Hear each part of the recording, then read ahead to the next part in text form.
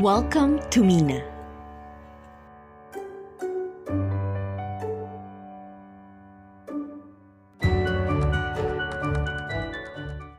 Land use conversion is the act or process of changing the current physical use of a piece of agricultural land into some other use or for another agricultural use other than the cultivation of the soil, planting of crops, growing of trees, including harvesting of produce therefrom as approved by DAR. Land classification, reclassification, and conversion laws. Republic Act 6657, or the Comprehensive Agrarian Reform Law, allows the conversion of awarded lands under the Comprehensive Agrarian Reform Program, CARP, after the lapse of 5 years from the granting of the award, if they are no longer economically feasible and sound for agricultural purposes, or the locality has become urbanized, giving the subject lands greater economic value for residential, commercial, or industrial purposes. Republic Act 7916, or Special Economic Zone Act, identifies areas for economic zone development and prescribes the manner of identifying such areas. Republic Act 7160, or Local Government Code of 1991, provides the rules of reclassification of agricultural lands at the local level in terms of authority, grounds for reclassification, and limitations. Republic Act 8435, or the Agricultural and Fisheries Modernization Act, or AFMA, provides for the delineation of strategic agriculture and fisheries development zones, ZAFDZ, preparation of land use and zoning ordinance, as well as penalty for agricultural inactivity and premature conversion. DA Administrative Order No. 1, Series of 2017, Guidelines on the Issuance of Certification for Land Use Reclassification, provides the principles, procedures, and documentary requirements for processing and approval of land use reclassification. It derives legal basis from pertinent sections of the Philippine Constitution, relevant executive orders, Republic Act 6657, Republic Act 8435, and DA's Charter of Agricultural Lands. DAR Administrative Order No. 1, Series of 2002. Comprehensive Rules on Land Use Conversion provides for effective means of evaluating applications for land use conversion by the DAR regional and central offices. Functions of various agencies on land use reclassification and conversion. Department of Agriculture, DA.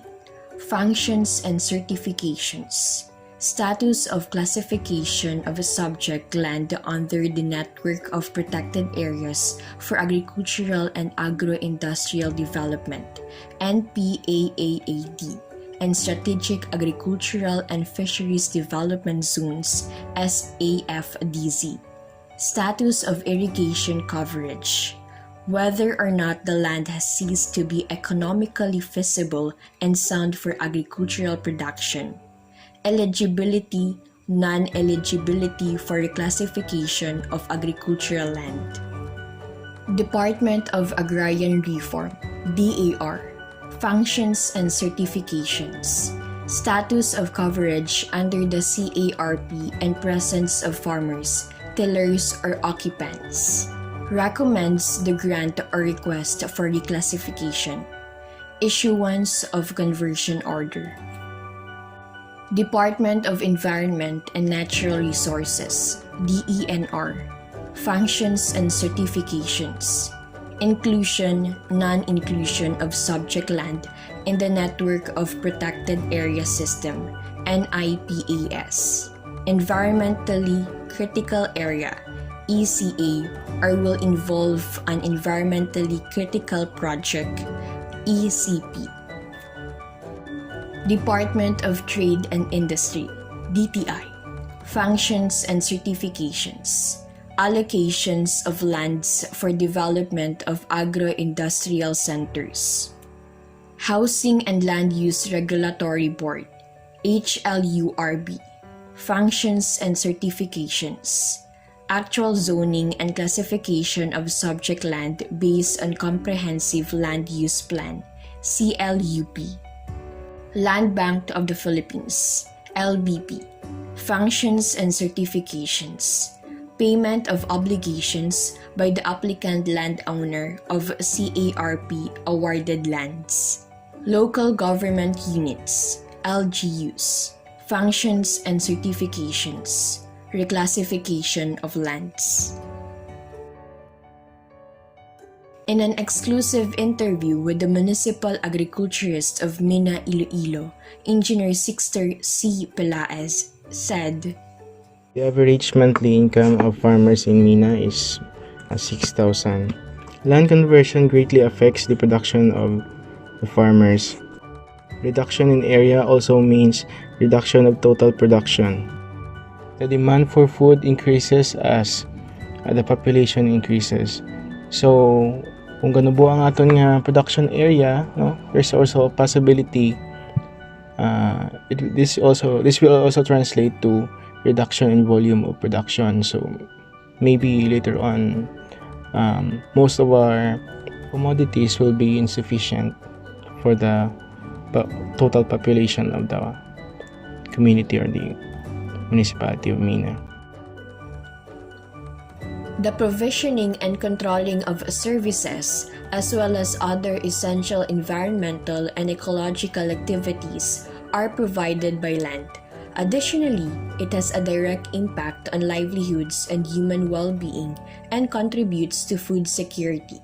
In addition to helping to prevent potential harmful effects on the community and the environment, it can be used to identify solutions for problems with natural resource management like salinity and water equality. Just like what Engineer Pelaez has said, if there's a reduction in the land area where the products are planted, there might be a decrease in the production as well, as most of our population depend on the products that our farmers produce. Converting a land, let's say a subdivision or a mall, might cause problems and concerns to the increasing demand for food. This is why it is important that we read and learn about the laws on land use planning and management, so we will have enough knowledge about what happens to our agricultural sector, especially now that most lands are being converted into modern structures, which will surely greatly affect our local farming communities.